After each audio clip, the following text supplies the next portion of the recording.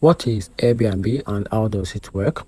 Airbnb is an online marketplace where people can book or list short-term recommendations like homes, apartment, cabins, and even unique stays, free house, boats, or tiny homes. It connects hosts, which is who rent out space, with guests who book stays.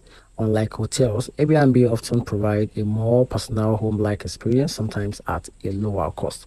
And how does Airbnb works?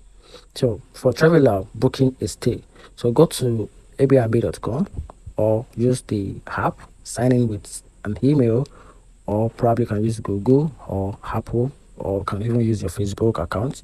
Just use any one of them. Then enter the destination, travel date, and numbers of guests. Then choose based on the price, property types, amenities, which is Wi-Fi, kitchen, or pet friendly, and reviews. Then after that, see the guest rating and the host rules.